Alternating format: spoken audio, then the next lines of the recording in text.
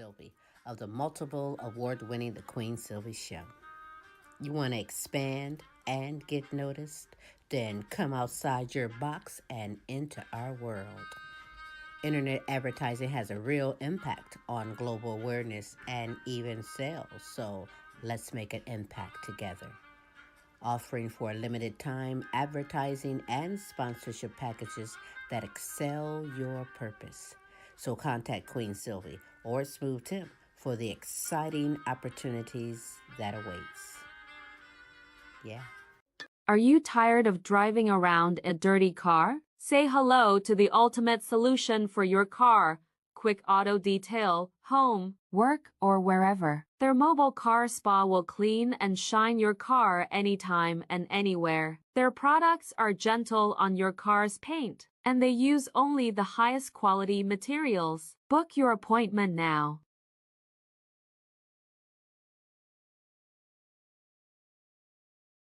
Hey kids, how would you like to hear this on the screen instead of the great show you came to see? That's what you sound like. Honest. Please cooperate and do your part in keeping this theater quiet so everyone, including you, can enjoy it. Now remember, lots of adults and kids too paid admission to enjoy the show. We must insist on absolute quiet. Oh, good madness!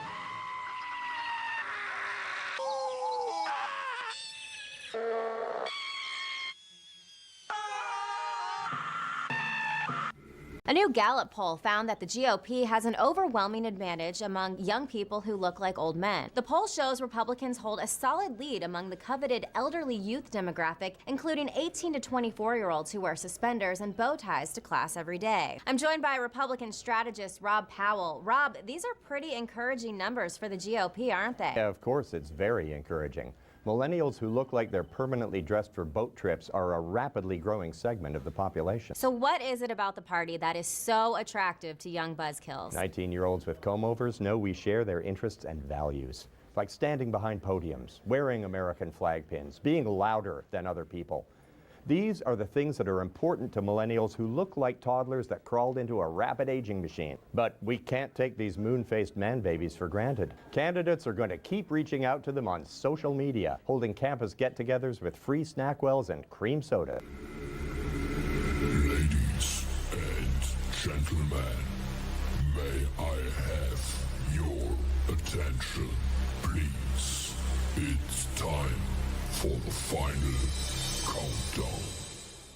The show starts in 10, 9, 8, 7, 6, 5, 4, 3, 2, 1. Let's rock.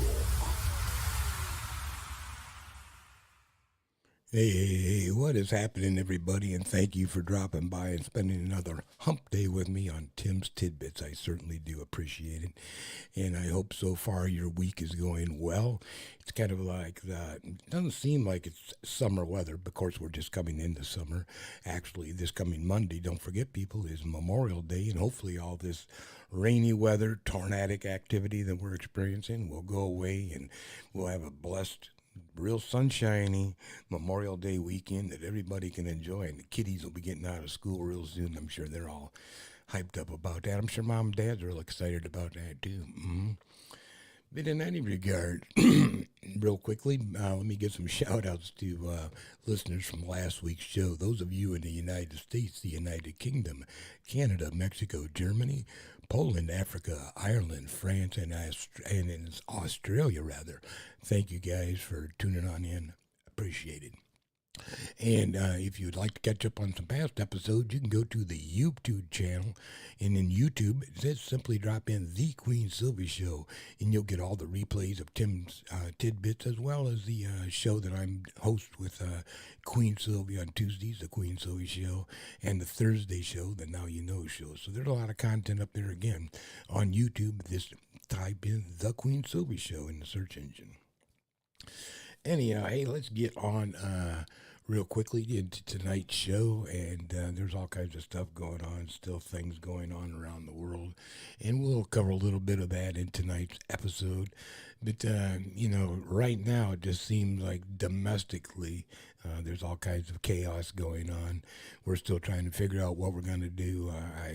Interestingly enough, hopefully this pretty soon, Congress will be able to get together and do the one thing they're supposed to do, and that is pass a budget. But Trump has what he likes to tout as the big, beautiful bill that encompasses all kinds of cuts, especially to some of us down in the lower end of society. I'm speaking about Medicare and Medicaid, and there's other things involved. But let's take a quick listen to some of the problem that he's having trying to drive this agenda or this big, beautiful bill through Congress.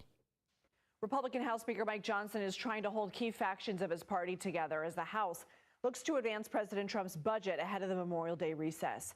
The proposed bill includes cuts to Medicaid and food stamps as part of GOP lawmakers' plans to find more than $800 billion to help pay for tax cuts. Joining me now is CBS News congressional reporter Torian Small. Torian, what are the issues right now that Republican leaders are trying to address? Yeah, so Lindsay, we've been chasing some of the major players in these ongoing negotiations within the party. There appears to be this faction of Republicans who aren't satisfied with how deep these cuts go. Reminder to our viewers, Republicans are looking for ways to offset about $3.8 trillion that would come with an extension of Trump's 2017 tax cut bill. Right now, they're looking to siphon away funding from Medicaid in order to pay for that. But Republicans like Chip Roy of Texas say that just isn't enough. He's also not satisfied with the work requirements timeline attached to changes to Medicaid. As it stands right now, 2029 would be when these new requirements for those without children who aren't working to face either 80 hours of volunteer work or employment in order to qualify for it. He's saying it's time to go back to the drawing board for Republicans in order for him to get on board with that. He's a part of the House Freedom Caucus, Lindsay. If his voice is as influential as it has been, that means there's quite a few members who won't be voting for this in this very short timeline. So those are the spending hawks. Those are the hardliners. But what about those Democrats and even some Republicans included who say, we don't want these cuts to Medicaid. Our constituents rely on these. Yeah, like Congressman Derek Van Orden of Wisconsin, he put out a point of order last week asking Republicans to revisit this because of the concerns he has about this impacting many of those in their own, many of his constituents in his own district. Also across the chamber, if we look at some Senate Republicans like Josh Hawley of Missouri, he said that it would be immoral to strip this program and ultimately affect millions of people on Medicaid. Torian Small, thank you. So, yeah, there's our POTUS at work. Yeah, tearing up the Constitution for you. But anyhow, hey, yeah, you're making huge cuts to Medicaid and Medicare, looking for what they like to call any type of fraud and waste. That also includes, your WIC programs, some of your other your SNAP programs, supplemental nutrition programs. And who's going to suffer? The people who need it the most. Yeah, but they're looking to cut $3.8 trillion off of our budget. While, let me get into this, while Trump just made this proposal the other day. So let's cut $3.8 trillion out of the budget, and we'll focus on, the poor people. Let's take away Medicare, Medicaid, food stamps, SNAP benefits, all this. They really, the housing assistance, they don't need this stuff. Rather, what we really do need is a golden dome. And you may have seen that when during the war that's going on right now over in Israel, where they are using not Israel, rather, it was, I believe, Israel did employ the shield during this war. And anyhow, Trump would like to add a little bit to our deficit, I guess, because he's proposing a golden dome like the one that is in Israel, at a cost to the taxpayers of only a nominal $175 billion. President Trump on Tuesday unveiled plans for a so-called Golden Dome. It's his twist on the Iron Dome, the informal name for Israel's missile defense system. Defense Secretary Pete Hegseth characterized it as an important step for the U.S. This right here, the Golden Dome for America, is game changer. It's a generational investment in the security of America and Americans. President Reagan 40 years ago cast the vision for it. The technology wasn't there. Now it is, and you're following through to say we will protect the homeland. CBS News Pentagon reporter Eleanor Watson joins us now. Ellie, what did President Trump say about what this would cost and how long it would take?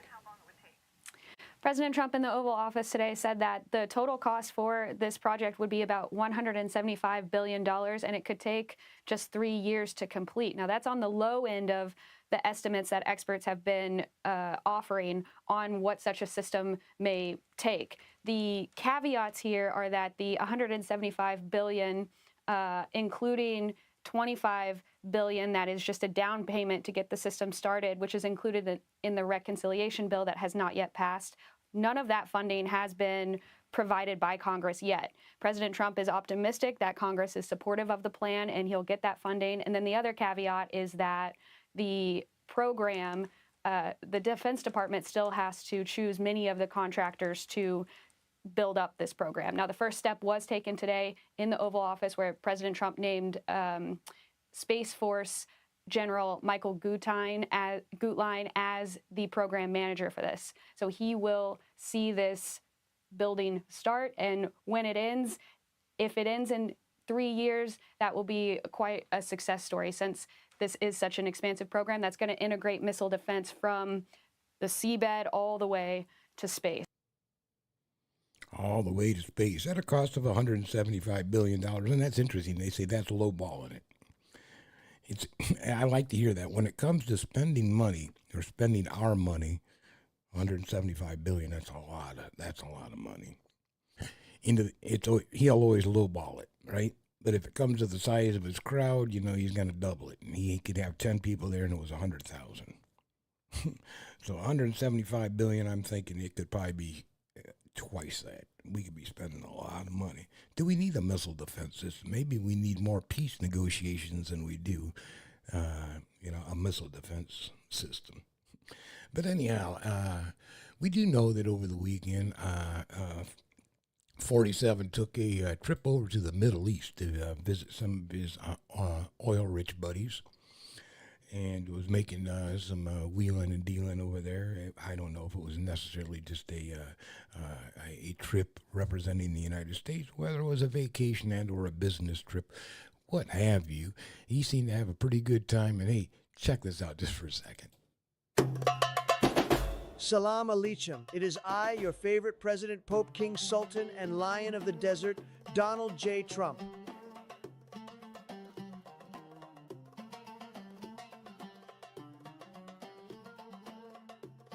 I am allowed. Ask Speaker Mike Johnson. He will tell you. It's almost my birthday. The King of Saudi Arabia, MBS, who, by the way, people are saying should be my name too, the BS part. Great guy. He should go on NBC's Beat the Press. I mean Meet the Press. Oh, and I met the new head of Syria. He was very excited to meet me. Big, tall, handsome guy. He could have been leader sooner, if not for the whole ISIS thing. Look, we all have been in bad groups. I was a Democrat, remember? We're gonna meet again as soon as he agrees to the Trump Damascus. Now I am in Qatar, the beautiful country that gave me the giant plane the libs are so mad about. Nobody wants to give them a plane. Wah wah. Jelly much? Bunch of crybabies. The head of Qatar gave me a pen that could essentially solve the American health crisis, not signing legislation that kills Medicare and Medicaid, just the price of the actual pen. The press keeps asking me if I will hold Qatar responsible for funding hummus, and I told them I don't eat the hummus. I am more of a ketchup guy. Yesterday they brought me a mobile McDonald's truck, which shows how classy I am. That I move cuisines, like a traveling Michelin star, except tastier and more American. Then we had a beautiful peace summit, very peaceful, the most peace you've ever seen. I even took a 10-minute prayer session, not a nap. Praying! Over in the UAE, they gave me a camel, a real beauty. I named her Melonia because she stared at me ugly, spit on everything, and only showed me one hump. That I call the Baron. I told everyone I could solve the Israeli-Palestinian conflict easy, the way I made peace between India and Pakistan and Ukraine and Russia. Promises made, promises almost kept. So, in conclusion, this trip, huge success. It's going beautifully. Peace is happening. Deals are closing. How could a whole region that believes in a big profit not go well? Salam alaikum and God bless me.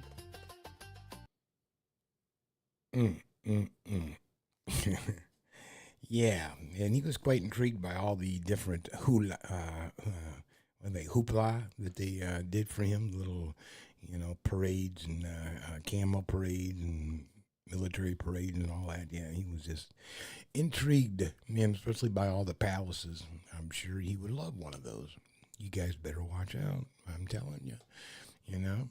Yeah, Canada, Greenland, Panama Canal, you guys might be next. One never knows. Hey, anyhow,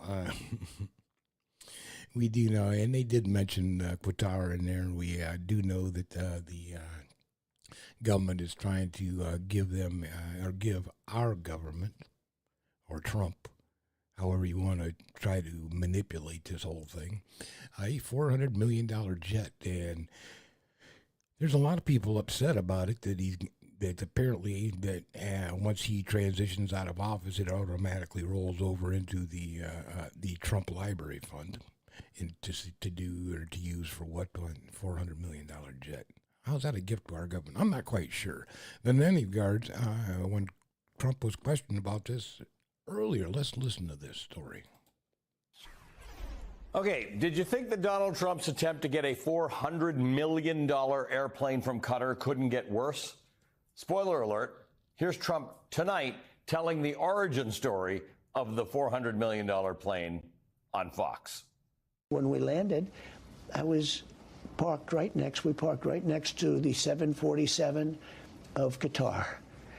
And we parked next, there was another 747, 2 or 3 of them, which the Arab world has.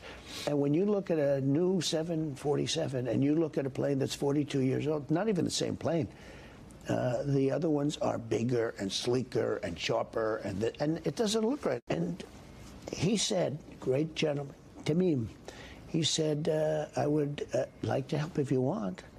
I said, how can you help? Well, we happen to have a plane. And I said, well, what do you want to do? He said, you have been, and he doesn't mean me, although I have been good. He means our country. And he said, your country has been very good to us. I would love to do something to help with this situation you have with Air Force One. I said, that's nice. What do you suggest? And he suggested this. And I said, you know what? That's very nice. That's very nice. I appreciate it. What would be the price? He said, there is no price. I said, that's nice. I made a good deal. We need a plane for a couple of years before we get the other ones, because Boeing is very late. All of this comes after wrapping up a foreign trip where the President of the United States, the leader of the free world, ostensibly, Donald Trump, appeared much, much more comfortable in the company of unelected strongmen than with America's Democratic allies. In the United Arab Emirates, Trump gushed about how beautiful everything was, oblivious or indifferent to that country's record of repression and censorship. Trump praised the dictator of Qatar and fawned over ceremonial camels. Carried on a lot about these camels, by the way. In Saudi Arabia, Trump was mesmerized by the pageantry, blinded by the gold, the guards. Said nothing about the mass executions or people jailed in Saudi Arabia for dissent. As the New York Times writes in its piece about the local reaction to Trump's visit to Saudi Arabia, quote, it's impossible to accurately determine what proportion of Saudis have positive views of Mr. Trump. Cultural norms favor public conformity. And Prince Mohammed has intensified political repression while expanding social freedoms. As a result, many Saudis are reluctant to share their true views in public. The son of a prominent cleric imprisoned in Saudi Arabia castigated Mr. Trump for what he described as whitewashing the reputation of Prince Mohammed, who he said was an authoritarian leader who has brutally silenced all dissent, end quote. Listen for yourself as Donald Trump played lackey to the Crown Prince of Saudi Arabia, who, according to U.S. intelligence, ordered the dismemberment and murder of the Washington Post columnist Jamal Khashoggi during Trump's first term. We have great partners in the world, but we have none stronger and nobody like the gentleman that's right before me. He's your greatest representative. Greatest representative.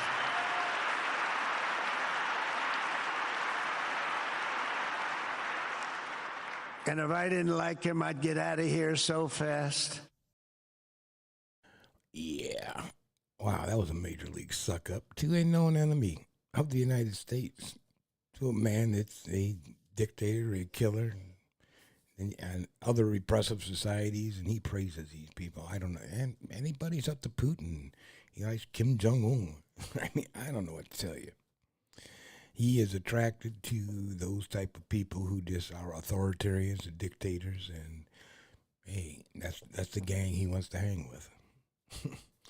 I don't know. But in any regard, you know, everybody is getting a little bit upset. And it's not necessarily the $400 million jet. It's not necessarily your cuts to Medicaid and Medicare. It's not necessarily to just arbitrarily fire half the government and then figure you screwed up and have to hire some of them back. It's everybody's upset about one thing and or the other. It can't just be one thing. There's a magnitude of things that this guy has done through his executive orders. And over the weekend in Manchester, England, as a matter of fact, Bruce Springsteen, the boss, had a little something to say about it. And after we come back, and we also have Trump's response to what Bruce had to say about him. The mighty E Street Band is here tonight to call upon the righteous power of art, of music, of rock and roll in dangerous times. In my home, the America I love, the America I've written about, that has been a beacon of hope and liberty for 250 years, is currently in the hands of a corrupt, incompetent, and treasonous administration. Tonight, we ask all who believe in democracy and the best of our American experience to rise with us, raise your voices against authoritarianism, and let freedom ring. In America, they are persecuting people for using their right to free speech and voicing their dissent. This is happening now. In America, the richest men are taking satisfaction in abandoning the world's poorest children to sickness and death. This is happening now. In my country, they're taking sadistic pleasure in the pain that they inflict on loyal American workers. They're rolling back historic civil rights legislation that led to a more just and plural society. They're abandoning our great allies and siding with dictators against those struggling for their freedom. They're defunding American universities that won't bow down to their ideological demands.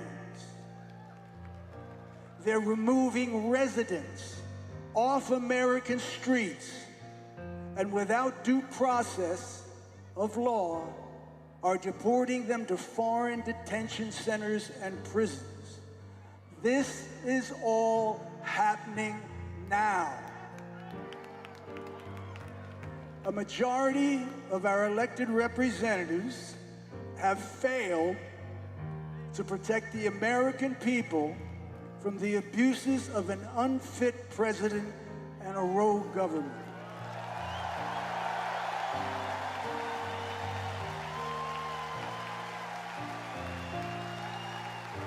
Ouch. They have no concern or idea of what it means to be deeply American. The America that I've sung to you about for 50 years is real. And regardless of its faults, is a great country with a great people. So we'll survive this moment.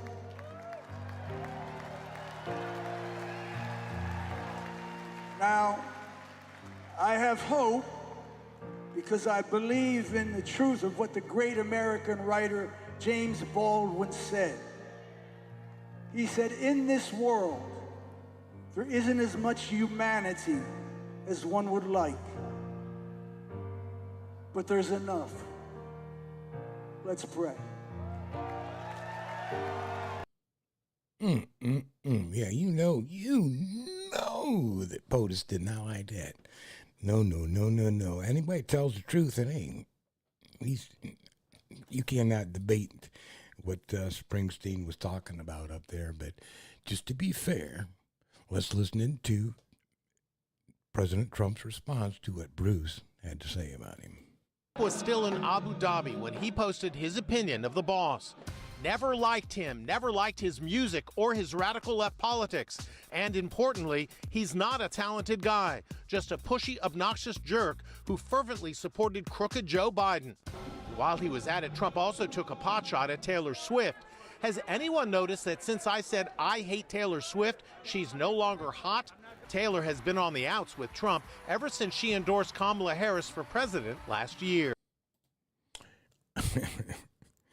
Do not go against Don. You got to do what he says or he's going to get the boys to come after you. Yeah, it's amazing. So, yeah, in any regards, he did not like what Springsteen had to say about him. He did not like the fact that, Taylor Swift endorsed Kamala instead of him for president. But what you going to do? He's also in battle at the present time with, that's right, his former FBI director, or former director of the FBI, James Comey. And if you remember, he fired Comey because Comey would not come out and say that Trump was not under investigation for some of his criminal activities. He wanted Comey to come out and just like clear his name. Comey wouldn't do it, so Trump said, "You're out of here." But anyhow, to transition into this story, over I believe it might be a week, might not be quite a week ago, that Comey had posted a picture on either X or one of the social networks of a arrangement of shells that he came across on the beach in which he was walking. And the shells were arranged 8647, which all of a sudden somehow transitioned to some type of a threat against the president. Check this out. Well, new this morning, President Trump is accusing former FBI Director James Comey, who he had fired in his first administration, of threatening him. Comey posted a photo of seashells spelling out the numbers 8647, prompting swift backlash. Alabama GOP Senator Tommy Tuberville, for example, called the post beyond despicable and said James Comey must face consequences. Comey has since deleted the photo and posted a statement, quote, I posted earlier a picture of some shells I saw today on a beach walk, which I assumed were a political message. I didn't realize some folks associate those numbers with violence. It never occurred to me, but I oppose violence of any kind, so I took the post down. President Trump says this about Comey's explanation. Listen to this. Exactly what that meant. A child knows what that meant. If you're the FBI director and you don't know what that meant assassination. And it says it loud and clear. Now, he wasn't very competent, but he was competent enough to know what that meant, and he did it for a reason, and he was hit so hard because people like me, and they like what's happening with our country. Our country has become respected again, and all this. And he's calling for the assassination of the president. Obviously, he apologized and said he did. Well, he apologized because he was hit. Look, he's a very bad. What do you want to see happen? He is a. What do you want to see happen? I don't want to take a position on it because that's going to be up to Pam and all of the great people. But I will say this: I think it's a terrible thing. No, this is the kind of case that might have come in. We had a threat management unit that was very busy dealing with threats in New York City, and we could take those cases either to state prosecutors or federal prosecutors, but the bar is very high for what is a threat versus what is a statement versus what is a message. And when you look at this as, you know, the 8647, is that a threat? 86 comes from the land of bartenders when they said you can't drink here anymore because you're a bad customer. Where it turned into killing, that may be some social media phenomenon, but it doesn't fit the legal standard of a threat that we would have taken on or that a federal prosecutor would have accepted. Yeah. I mean, there's an assumption. And the guy goes, you know what most irritates me with Trump is, he kind of belittles Comey, saying, you should know 8647, that's a direct threat. How do you know? That's an assumption. As the guy said, it could mean absolutely anything, depends on how you assume what it means. However, last week I hear you up there talking to people of the press, talking about the Great Lakes Initiative, where they're trying to clean up our Great Lakes here in the United States because they are polluting them. And he makes a statement in regards to the invasive fish species that they should be controlled somehow, because I would assume that the Great Lakes are somehow connected. And, you can ask him some constitutional questions. You can ask him, what is your favorite verse or book in the Bible? This guy can't answer the question, but he expects everybody to assume along with him that 8647 means axe the president. I would have never thought that in my life until Trump decided to make an issue out of it. But they come after everybody. I mean, Comey's just one of the people they're coming after. And obviously he's coming after Springsteen because he didn't like that comment at all that Bruce made. But it's kind of funny with what's going on. Even one of our ex-presidents had something to say because maybe he's tired of it all too. Let's hear what Barack has to say about what's going on with Trump nowadays. When he's not complaining, he's trying to sell you stuff. Have you noticed that? Who does that? You're running for president and you're hawking merchandise. Gold sneakers, $100,000 watch. Supposed to be Swiss watch, he says. The best watch. Why are you selling the watch? What are you doing? My favorite is the Trump Bible. True story. True story. I mean, it's embossed with his name right on it. Donald Trump edition, right next to Matthew and Luke. Donald. And I'll give you one guess where those Bibles are made.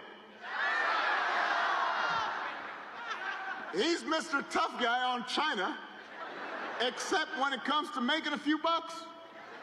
You cannot make this stuff up. You really can't.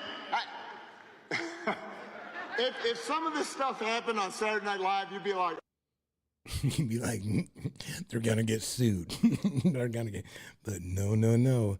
I'm sorry. This is just our POTUS. But hey, this is kind of an interesting story, and I kind of led in with that Barack roasting Trump a little bit about some of the ways this gentleman operates.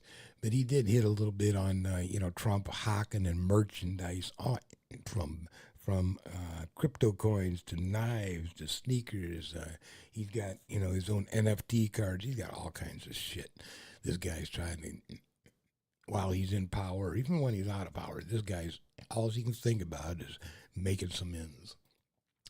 But in any regards, you heard Barack talk a little bit about Trump's $100,000 watch. Well, hey, anyhow, supposedly a Swiss watch, but let's see what one lucky couple got when they ordered one of Trump's collector watches. Trump time. A mistake on a Donald Trump keepsake might be funny to some. But it wasn't a laughing matter for the couple who paid more than $600 for the Trump-branded watch. The I-Team's Brian Crandall looked into it and is here with what's happening now after we got involved. Brian? Well, Patrice, Jean, one letter was left off that watch face, and it was pretty much the worst one possible to forget. And after being disappointed with the initial response from the website they ordered it from, the Middletown couple talked to us. I liked it because it's similar to a Rolex band. Showing support for the president and love for his wife. Just thought it was really nice. It was beautiful. And I knew it would be something that she'd like. A limited edition. One of 250. So that attracted me. And Tim Pettit shelled out $640 for a watch that may now be even more of a one-of-a-kind than he bargained for. Get your Trump watch right now. Go to gettrumpwatches.com. It's Trump time. Pettit bought the watch after hearing an ad like that one on the radio. With the president's voice hawking the watches, and I was curious, so I went onto the website.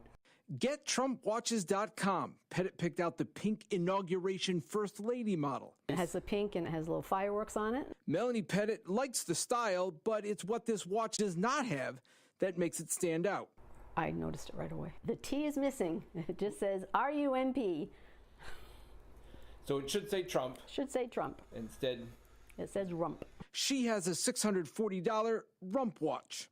How could they process this and go through something without checking their work? I'm very disappointed. I wanted to be a special thing for her. And we had expected that it would have the integrity of the President of the United States and good follow-through. The GetTrumpWatches.com site calls its products the official watches of President Trump, but in the small print, it notes that it licenses the Trump name and likeness. Say integrity? The site also states it has nothing to do with any political campaign, that the watches are not designed, manufactured, distributed, or sold by Donald J. Trump, the Trump Organization, or any of their respective affiliates or principals. I think that someone needs to be aware of it in their licensing department, that someone's dropped the ball big time. Yeah, wouldn't you think? Yeah, your name, image, and likeness in their NIL stuff to do with somebody like him too. You're gonna let people hawk all kinds of garbage ass shit made out of who? Well, this might not be made out of China. Who knows where this particular watch was made? But as we do know that his sneakers and his Bibles and all these other little items, his knives, are all made out of China. Probably tariff-free. Who knows? There's something for you to look into. Is Trump getting all his merch that he's hawking out of China on Trump tariff-free? Yeah, why not? Anyhow, we all know about the Alien Enemies Act and how they're using that to deport people out of the United States without any due process, throw them onto a plane. But we do know also that the Supreme Court has thrown an injunction on that temporarily, telling him that, you just can't throw people arbitrarily on a plane that you think may be a bad actor and ship them off to some third world country. That is not going to work. That's not how we treat our citizens. But Kristi Noem, she had a great idea. Besides securing the border, what else could we do, with some of these people who are illegally in the United States? And I know one of the alternatives that they threw out was like a self-deportation. You can self-deport now, and they'll give you some type of a card that you can turn in later that you self-deported, and now you're going to apply for citizenship the proper way, whatever. But she has also another interesting radical idea that I'd like to have you take a look at. Check this out. This button? This week on The American, Secretary Noem hits the front lines of casting. We're seeing clusters of illegals on the other side of that riverbed fairly regularly. Find me the perfect contestant. Use force if necessary. But first, a camo crisis. Which one screams compassionate authoritarian? Get down on the ground! You have the right to remain silent, and that's pretty much it. But while Christie's styling deportation couture, how'd you like a one-way ticket to Hollywood? And by Hollywood, I mean El Salvador. 12 undocumented hopefuls, 1 reality show, 100 costume changes, 0 empathy. All competing for the biggest prize of all. You want to win or not? Let's go, move it, move it, move it! Citizenship.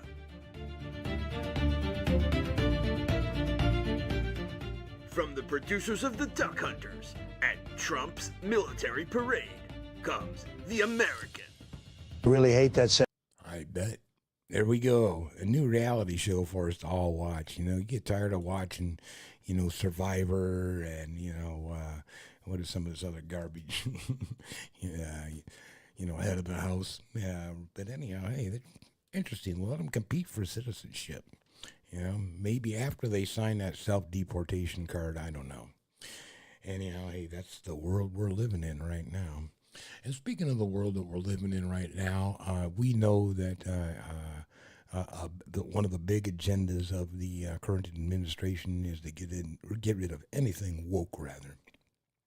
And that includes, I played on the past couple of segments to where they've taken items or artifacts out of the historical museums. They've redone the Kennedy Center, and Trump has put his own crew in there to get rid of any type of things that may be construed as woke. And we know that it's also transitioning into the military to where, as far as how they're handling transgender people who are transitioning or may have already transitioned. And I think they're on the out. They've already been given their orders, you're gone.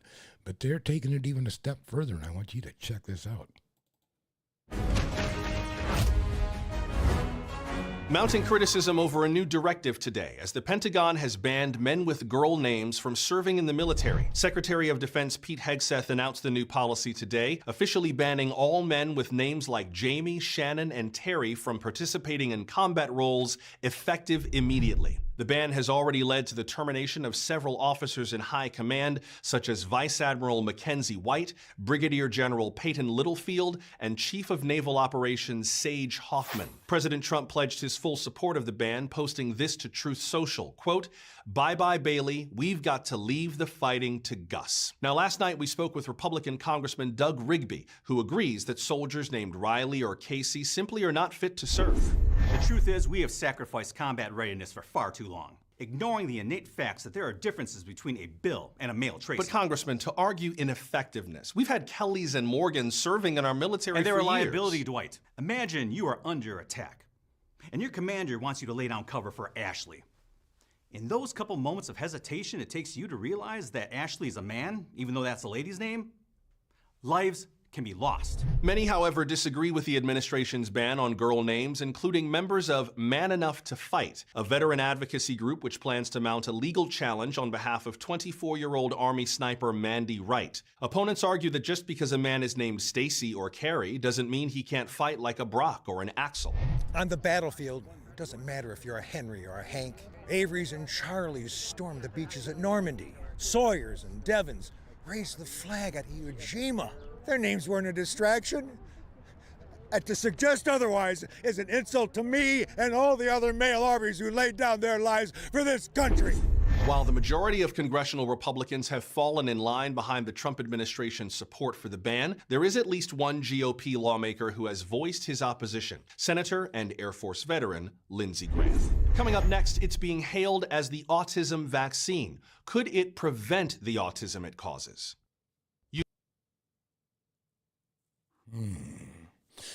Yeah.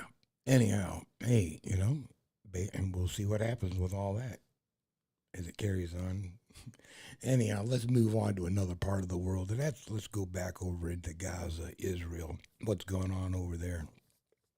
And I had thought, I mean, I don't know. I thought there was a ceasefire. I don't know what the hell was going on. But apparently, again, over the weekend, that Israel launched another initiative against the people that are living in Gaza. And over 100 people were killed in this attack, which again, I thought what they had, you know, a ceasefire while they were trading hostages and this and that. I guess maybe we're not getting all the information that we really need coming from our media of what's really going on over there. But in any regards, let's take a look at this new initiative that Israel's planning on invoking so that they can clean up Gaza. Well, strikes from Israel have killed at least 103 people across the Gaza Strip. The strike apparently hit multiple houses and tents even, displacing dozens of people living along the battered enclave. This violence comes as Israel steps up its military actions in Gaza with a brand new operation called Gideon's Chariots. Israel claims the plan is all about taking more land, moving hundreds of thousands of Palestinians to the south of Gaza, and gaining better control over how aid is distributed. Alrighty then. So, yeah. Gideon's Chariot. Yeah.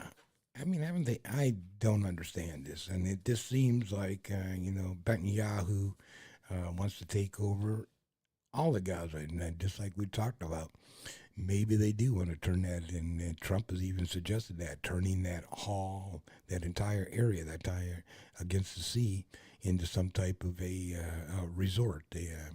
You know, what did he call it? The Mecca Taj Mahal of the Middle East. Who knows this guy? So obviously he's not really leaning on Israel too hard about, you know, reinitiating the violence against the people who are living there, innocent or guilty. Looks like their time to die. It's a sad, sad world we're living in, people. But let's move on. Speaking of some sad, sad things, I'm sure this has been all over the news about the inmates that broke out of the half-assed jail down in New Orleans. It looked like a real piece of garbage. Something should have been renovated a long time ago. But in any regards, an arrest has been made in the escape, at least by one person who works at the facility. And check it out. In New Orleans, quite the development here. A local jail maintenance worker now under arrest, accused of helping 10 inmates carry out a brazen escape last week. The video is wild. This news coming after police captured a fourth man yesterday. 6 other inmates, though, still remain on the run at this hour. According to investigators, they broke out by cutting a hole out through a cell wall, removing the rebar, leaving a written message behind saying it was, quote, too easy. NBC News correspondent Ryan Chandler joining me now from New Orleans. Ryan, thanks for being with us. Obviously, there were rumblings of assistance along the way here. Let's start with that arrest from the jail employee. What more do we know about that? Yes, Sam, we've been reporting for days that the sheriff's office believed this to be an inside job, saying that this would simply be impossible unless they had help. Now we're seeing the first arrest of a jail employee, the attorney general releasing a picture of 33-year-old Sterling Williams. He was a maintenance worker at the Orleans Parish Jail, and they allege that he assisted these inmates by turning off the water in the cell where they dug that hole. That was dug behind the toilet, so they needed the water shut off for the plumbing. And the attorney general alleges that that worker was happy to comply with that request. Instead of reporting them to authorities, he's now facing 11 criminal charges, 1 for each inmate that you see running out the door there, and another for malfeasance in the office. We just heard from the sheriff, Sam, for the first time in days, where she says she takes full responsibility for this and is cooperating with investigations to get to the bottom of it. All right, so. Yeah, so a little bit of follow-up on that I heard was also that apparently this worker saying that the inmates had threatened to kill him, harm him, and or his family. And so that's why he cooperated with them. So the authorities are coming back at him as well. If they made that particular threat, then you should have came forward with that threat, and we could have alleviated any issues. But it is what it is. That's going to be an interesting little thing to see. Is the maintenance worker the only one involved, or the CO that went and took a little snack break during the entire incident. I'm sure he may be one of the ones that are laid off. They haven't talked about him. But hey, we'll see what happens. Anyhow, hey, let's move over from New Orleans. Let's move on up over into California. And this is just a little bit of a, as I said, it's top of the show. We are getting ready to lead into the Memorial Day weekend. And I hope it's pleasant for everybody. And there may be some people that have the intent of visiting one of the bigger cities. They may be going down to Orlando to visit Disney World, or maybe they're going to go into Los Angeles, check out Disneyland. But hey, for those of you who go into the Los Angeles area, I want to give you just this little video, let's call it a public service video of what you should not say while you're in L.A. Growing up in L.A., where you got to be cautious about wearing certain colors and hats in different sections, you also got to be cautious of everyday words you might use, because you can unknowingly diss somebody's hood. You could be at the liquor store. Let me get some backwoods. And how much is cupcake? Hey, my nigga, watch that word. What the fuck I say? Diss the set. Oh, my bad. The ice cream truck. Yeah. Let me get a Lucas and a Junior Flip. Hey, nigga, watch your mouth, nigga. Hey, nigga, you better what stop I saying do? that motherfucking word, nigga. What I do? You better say Junior Cone or something, nigga. A Junior Cone? There you go, my nigga. And a double Sunday, nigga. That's for you? Yeah. Sunday. You don't want that? Nah, I'm straight, nigga. Getting some food. Oh, blood, nigga, on the set, nigga, what you just say? All I said was onion rings. Hey, watch your motherfucking mouth, nigga. At the grocery store. Yeah, I think I might go with these Frosted Flakes. Nigga, you better call them coated cornflakes, nigga, on the set. Niggas outrageous out here, nigga, get it right and get fucked up. What? Damn, it's complicated. It's complicated out there, it sure is. So a little bit of vacation travel tips from Tim's Tidbits to you when you visit L.A. That's right. Hey, let's move into another part of the show that I always enjoy, and it's called A Moment of, really, seriously, dude, what the fuck? And you may or may not have seen this on TV, but any regards, the Mexican Navy, they have this sail ship. They call them tall ships. But they have a tall ship, and they were bringing it into the harbor in New York. And they had a bit of an incident with the Brooklyn Bridge. Landmarks. Take a look at this. A sailing ship from the Mexican Navy was passing under the Brooklyn Bridge this evening when it lost power. Its mast struck the bridge, leading to a partial collapse of the ship's rigging. Authorities say 19 people were injured, including 4 seriously, as stunned bystanders watched the chaos unfold. In a state. Man. Yeah, and it wasn't that too long ago. Yeah, they had another incident where that ship had lost power and ran into a bridge. So, you know, wow, there's all kinds of hazards out there. Planes, trains, and automobiles, and we just can't be safe in it. And now you can't even be on a sail ship. You got to be careful. That's crazy, people. Wow. Anyhow, hey, you know, besides what the fuck, there's another part of the show that everybody likes to see. That's who gets the Asshole of the Week award. This Asshole of the Week happens to go to, imagine that, an off-duty law enforcement officer who may have taken things a little bit too far. This security video shows the moment Manheim Township Police Chief Dwayne Fisher pulled a gun on a 24-year-old man after an alleged traffic violation. If it wasn't for that video, nobody would actually believe what I was saying or anything. Benny Pena Rivera is demanding answers after this interaction on April 30th landed him in jail and facing multiple charges. Pena Rivera says he was riding his motorcycle to his job at Wingstop prior to the incident and briefly saw Chief Fisher on his way. I actually saw him on the road on the traffic light that he said that I ran, but he actually waved at me and everything, like, you know, hello. and everything just went normal. After parking his motorcycle, Pena Rivera was approached by Fisher, who wasn't wearing a police uniform and didn't have his police lights on in his unmarked car. All I heard it was underground, I will shoot you. And I'm like, oh my God, what's going on? You know, what's the reason for all this to be happening at all? And all of a sudden, I just have a gun on my face, like literally on my face. And then on top of that, he's wrestling with me with the gun and everything. If it wasn't because I actually flee out of the season, I don't even know what would even happen. Chief Fisher would later turn on his police lights after Pena Rivera fled on foot. In a May 2nd Crime Watch post, police say Pena Rivera ran a red light, rode up on the sidewalk, and weaved between vehicles before being stopped. They say he was arrested for ignoring Chief Fisher's orders and using his bike to push him down before running away. On Wednesday, Lancaster County District Attorney Heather Adams announced that they were dropping all criminal charges against Pena Rivera, saying, quote, "The Mannheim Police Department and the parties agreed to the resolution of charges in this manner based on the facts and circumstances of this case." Pena Rivera says he's calling for Chief Fisher to take accountability for his actions that day. I really want to make justice to go the way it should be, because I don't feel comfortable not even going outside right now or nothing, or even seeing a cop or anything, because at this point I see a cop and I just feel threatened. Well, there was another well-deserved asshole award. Yeah, that's ridiculous. Yeah. And basically in an unmarked or a subdued vehicle, so that he could make, and you're not supposed to be making traffic stops in a non-marked vehicle.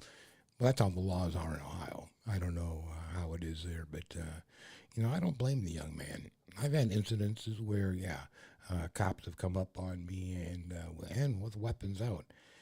On the ice, guy slips and falls on his ass, falls on his back, has to pick himself up, dust himself off, and apologize. "Oh, I'm sorry." I'm like, Jesus Christ. Seriously, you come running at me with a gun. On the ice, you slip and fall. You could have killed me, you dumb shit. But hey, is what it is. I'm still here today, thank the Lord above. In any regards, hey, I hope I entertained you tonight. I hope I, enlightened you on a couple of things, or maybe brought you up to speed on a couple of things.